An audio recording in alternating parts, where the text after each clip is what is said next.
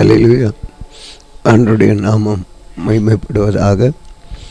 பரலோக பிதாவே, இந்த வேளையிலும் இந்த வேதவாசிப்பு நிகழ்ச்சியின் எங்களுக்கு ஆசீர்வதிக்கும்படி நாங்கள் உம்மை நோக்கி பார்க்கிறோம். கிரியை செய்வீராக. பரிசுத்த ஆவியானவர் தொடர்ந்து சப்பாவுடைய வல்லமை எங்கள் மத்தியில் அனுப்பி கர்த்தர் நாமம் மகிமைப்பட கர்த்தர் உதவி செய்யும்படி உம்மை நோக்கி பார்க்கிறோம். அப்பா, நீங்கள் நல்லவர், நல்ல அதிசயமான காரியங்களை நடப்பிக்கிறவர். உமக்கு ஸ்தோத்திரம். தொடர்ந்து இயேசுவே, நீர் எவ்வளவு பெரிய அதிசயங்களை எங்கள் நடுவில் நடப்பிக்கிற தேவனே, உமக்கு நன்றி தெரிவிக்கிறோம்.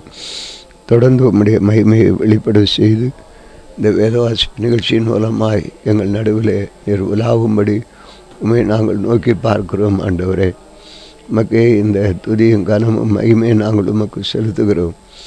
இயேசு கிறிஸ்துவின் நாமத்தில் வேண்டிக் கொள்கிறோம் பிதாவே, ஆமென். அன்பு நேயர்களே, இந்த வேதவாசிப்பு நிகழ்ச்சியை குறித்து உங்களுக்குள்ளே நாங்கள் இதை தெரிவிப்பதை மிக்க மகிழ்ச்சி அடைகிறோம்.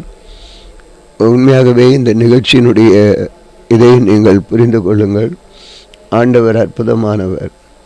இந்த இதை நீங்கள் ஒரு முறை நீங்கள் வாசித்து கேட்பீர்களேயானால் உங்களுக்குள்ளே ஒரு நம்பிக்கை, ஓர் ஆண்டில் ஒரு முறை வேதத்தை வாசித்து முடிக்கிறதாக உங்களுக்கு காணப்படும். ஆகவே இது ஒரு அதிசயம்.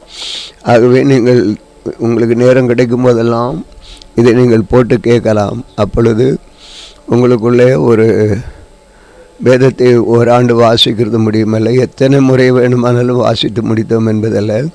அதில் சொல்லப்பட்ட அற்புதங்கள், அதிசயங்கள், ஆலோசனைகள் இவையெல்லாம் நம்முடைய வாழ்க்கையில் பயனுள்ளதாக மாறும்.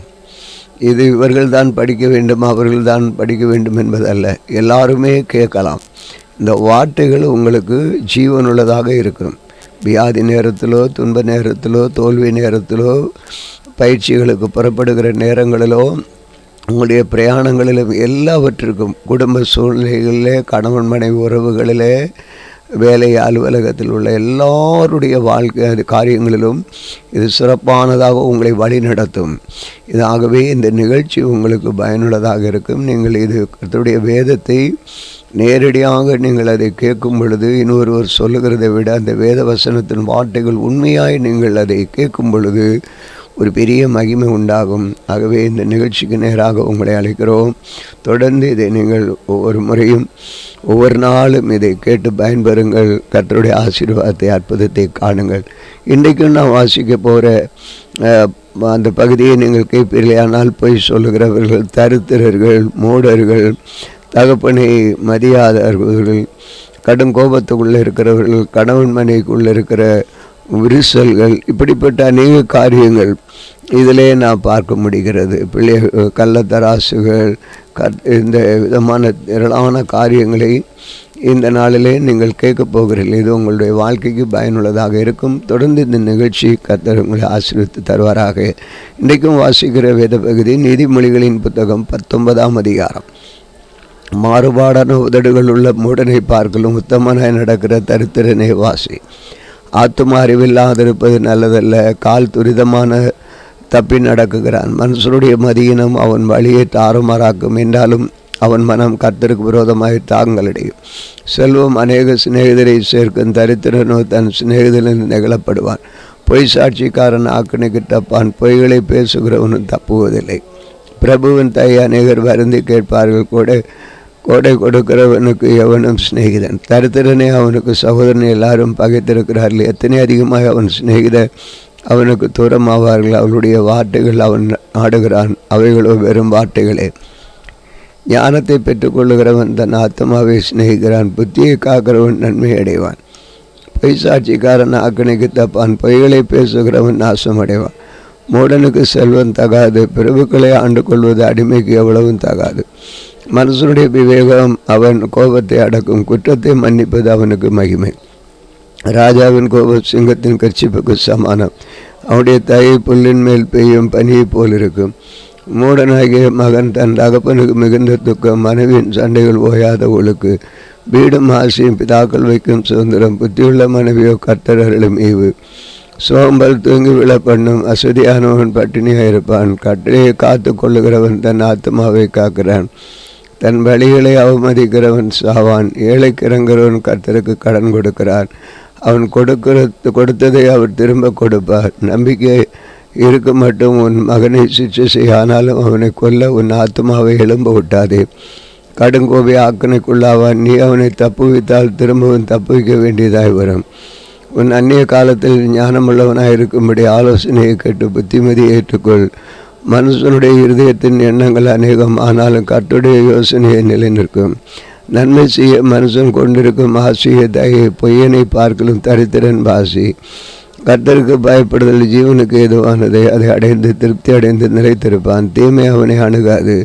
சோம்பேறி தன் கையை களத்திலே வைத்து அதை திரும்ப தன் வாயண்டைக்கு எடுக்காமல் இருக்கிறான். பரியாசக்காரனை அடி, அப்பொழுது பேதை எச்சரிக்கப்படுவான். புத்திமானை கடிந்து கொள்ள அவன் அறிவுள்ளவன் ஆவான். தன் தகப்பனை கொள்ளையடித்து தன் தாயை துருத்தி விடுகிறவன் லட்சியம் அவமானத்தை உண்டாக்குகிற மகன். என் மகனை அறிவை தரும் வார்த்தைகளை விட்டு விலகச் செய்யும் போதங்களை நீ கேளாதே. பேலியாளன் சாட்சிக்காரன் நியாயத்தை நிந்திக்கிறான். துன்மார்க்கருடைய வாய் அக்கிரமத்தை விளங்கும். பரியாசக்காரருக்கு தண்டனைகளும் மூடருடைய முதுகு அடிகளும் ஆயட்டமாக இருக்கிறது. அதிகாரம் 20. திராட்சரசம் பரியாசம் செய்யும், மதுபானம் அமளி பண்ணும், அதனால் மயங்குகிற ஒருவன் ஞானவான் அல்ல.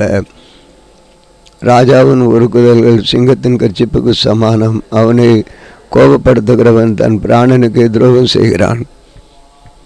வழக்குக்கு விலகுவது மனுஷனுக்கு மென்மை. மூடனானவன் எவனும் அதிலே தலையிட்டு கொள்ளுவான். சோம்பேறி குளிர்கிறது என்று உளமாட்டான். அறுப்பிலை பிச்சை கேட்டாலும் அவனுக்கு ஒன்றும் கிடையாது. மனுஷனுடைய இருதயத்தில் உள்ள யோசனை ஆழமான தண்ணீர் போல் இருக்கிறது. புத்திமானோ அதை முண்டெடுப்பான்.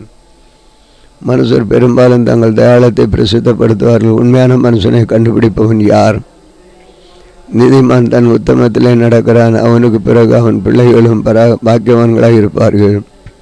நியாயசனத்தில் வீட்டிருக்கும் ராஜா தன் கண்களினால் சகல பொல்லாப்பையும் சிதற பண்ணுகிறான். என் இருதயத்தை சுத்தமாக்கினேன், என் பாவம் வர துப்புரவானேன் என்று சொல்லத்தக்கவன் யார்? வெவ்வேறான நிறைக்கல்லும் வெவ்வேறான மரக்காலும் ஆகிய இரண்டும் கர்த்தருக்கு அருவருப்பானவைகள். பிள்ளையானாலும் அதன் செய்கை சுத்தமோ செம்மையோ என்பது அதன் நடக்கையினால் விளங்கும். கேட்கிற காதும் காண்கிற கண்ணும் ஆகிய இரண்டையும் கர்த்தர் உண்டாக்கினார். தூக்கத்தை விரும்பாதே, விரும்பினால் தருத்தரனாவாய். கண்பிழித்திரு, அப்பொழுது ஆகாரத்தினால் திருப்தி ஆவாய். கொள்ளுகிறவன் நல்லதல்ல என்பான். போய்விட்ட பின்பு மெச்சிக்கொள்வான். பொண்ணு மிகுதியான முத்துக்களும் உண்டு, அறிவுள்ள உதடுகளோ விலையுர்ந்த ரத்தினம். அந்நியனுக்காக பிணைப்பட்டவனுடைய வஸ்திரத்தை எடுத்துக்கொள். அந்நிய ஸ்திரீ நிமித்தம் அவன் கையில் ஈடு வாங்கிக்கொள். வஞ்சனையினால் வந்த போஜனம் மனுஷனுக்கு இன்பமாயிருக்கும், பின்பு அவனுடைய வாய் பற்களால் நிரப்பப்படும். ஆலோசனையால் எண்ணங்கள் சிறப்படும். நல்ல யோசனை செய்து யுத்தம் பண்ணு. தூட்டி கொண்டு திரிகிறவன் ரகசியங்களை வெளிப்படுத்துவான். ஆதலால் தன் உதடுகளினால் அலப்புகிறவனுடைய களவாதே. தன் தகப்பனையும் தன் தாயையும் தூசிகருடைய தீபம் காரில் அணைந்து போகும். ஆரம்பத்திலே துரிதமாக கிடைத்த சுதந்திரம் முடிவிலே ஆசீர்வாதம் பெறாது. தீமைக்கு சரி கட்டுவேன் என்று சொல்லாதே. கர்த்தருக்கு காத்திரு, அவர் உன்னை ரட்சிப்பார். வெவ்வேறான நிறைக்கற்கள் கர்த்தருக்கு அருவருப்பானவைகள். கள்ளத்தராசு நல்லதல்ல. கர்த்தராலே மனுஷனுடைய நடைகள் வாய்க்கும். ஆகையால் மனுஷன் தன் வழியை அறிந்து கொள்வதைப்படி பரிசுத்தமானதை விளங்குறதும் பொருத்தனை செய்த பின்பு யோசிக்கிறதும் மனுஷனுக்கு கண்ணியாயிருக்கும். ஞானமுள்ள ராஜா துன்மார்க்கரை சிதறடித்து அவர்கள் மேல் உருளை உருட்டுவான். மனுஷனுடைய ஆவி கர்த்தர் தந்த தீபமாயிருக்கிறது. அது உள்ளத்தில் உள்ளவைகளை எல்லாம் ஆராய்ந்து பார்க்கும். தயவும் சத்தியம் ராஜாவை காக்கும். தயனால் தன் சிங்காசனத்தை நிற்க பண்ணுவார். வாலிபரின் அலங்காரம் அவர்கள் பராக்கிரமும், முதிர் வயதானவர்களின் மகிமை அவர்கள் நரை. காயத்தின் தழும்புகளும் உள்ளத்தின் உரைக்கும் அடிகளும் பொல்லாதவனை அழுக்கற துடைக்கும். அதிகாரம் 21. ராஜாவின் இருதயம் கர்த்தரின் கையில் நிற்கால்களைப் போல் இருக்கிறது. அதை தமது சித்தத்தின்படி அவர் திருப்புகிறார். மனுஷனுடைய வழிகளெல்லாம் அவன் பார்வைக்கு செம்மையாய் தோன்றும். கர்த்தரோ இருதயங்களை நிறுத்து பார்க்கிறார். பலியிடுவதை பார்க்கல் நீதியும் நியாயமும் செய்கிறது கர்த்தருக்கு பிரியம். மேட்மையான பார்வையும் அகந்தியான மனமும் உள்ள துன்மார்க்கன் போடும் வெளிச்சம் பாவமே.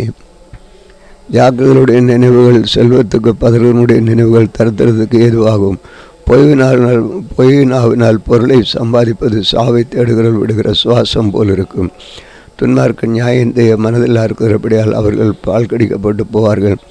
குற்றமுள்ளவன் தன் வழிகளில் மாறுபாடு உள்ளவர், சுத்தமுள்ளவனோ தன் கிரியையிலே செம்மையானவர். சண்டைக்காரியோட ஒரு பெரிய வீட்டில் குடியிருப்பதை பார்க்கல, வீட்டின் மேல் ஒரு மூலையை தங்கியிருப்பதை நலம். துன்மார்க்கனுடைய மனம் பொல்லாப்பை செய்ய விரும்பும், அவன் தன் கண்களில் அவன் அயலானுக்கு இரக்கம் கிடையாது. பரியாசக்காரனை தண்டிக்கும் பொழுது பேதை ஞானமடைவான், ஞானவான் போதிக்கப்படும் பொழுது அறிவடைவான். நீதிபரர் துன்மார்க்குடைய வீட்டில் கவனித்து பார்க்கிறார், துன்மார்க்கரை தீங்கில் கவிழ்த்துப்படுவார். ஏழைகளின் கூக்குரலுக்கு தன் செவி அடைத்துக் கொள்கிறவன் தானும் சத்தமிட்டு கூப்பிடும்போது கேட்க மாட்டார்கள். அந்தரங்கமாய் கொடுக்கப்பட்ட வெகுமதி கோபத்தை தணிக்கும், அடியிலுள்ள பரிதானம் குரோதத்தை ஆற்றும். நியாயத்திருப்பது நீதிமானுக்கு சந்தோஷம், அக்கிரமக்காரருக்கு அழிவுமாம். விவேகத்தின் வழியை விட்டு தப்பி நடக்கிற மனுஷன் செத்தவர்களின் கூட்டத்திலே தாபரிப்பான். சிற்றின் தரத்திரன் ஆவான், மதுபானத்தை எண்ணெயும் விரும்புகிறவன் ஐஸ்வர்யன் ஆவதில்லை. நீதிமானுக்கு பதிலாக துன்மார்க்கனும் செம்மையானவனுக்கு பதிலாக துரோகியும் மீட்கும் பொருளாவார்கள். சண்டைக்காரியும் கோபக்காரியுமான ஸ்திரீயுடன் குடியிருப்பதை பார்க்கலாம், வனாந்திரத்தில் குடியிருப்பது நலம். வேண்டிய திரயமும் எண்ணெயும் ஞானவானுடைய வாசஸ்தலத்தில் உண்டு, மூடனோ அதை செலவழித்து போடுகிறான். நீதியையும் தயையும் பின்பற்றுகிறவன் ஜீவனையும் நீதியையும் மகிமையும் கண்டடைவான். பலவான்களுடைய பட்டணத்தின் மதிலை ஞானம் உள்ளவன் ஏறி பிடித்து அவர்கள் தவின அரணை இடித்து போடுவான். தன் வாயையும் தன் நாவையும் காக்கிறவன் தன் ஆத்துமாவை இடுக்கண்களுக்கு விலக்கி காக்கிறான். அகங்காரமும் இடம்பும் உள்ளவனுக்கு பரியாசக்காரன் என்று பெயர், அவன் அகந்தையான சினத்தோடே நடக்கிறான். சோம்பேறியின் கைகள் வேலை செய்ய சம்மதியாதனால் அவன் ஆசை அவனை கொல்லும், அவன் நாள்தோறும் அவனை இச்சிக்கிறான். நீதிமானோ பிசினித்தனம் இல்லாமல் கொடுப்பான். துன்மார்க்கருடைய பலி அருவருப்பானது, அதை துர்ச்சிந்தையோடு செலுத்தினாலோ எத்தனை அதிகமாய் அருவருக்கப்படும்.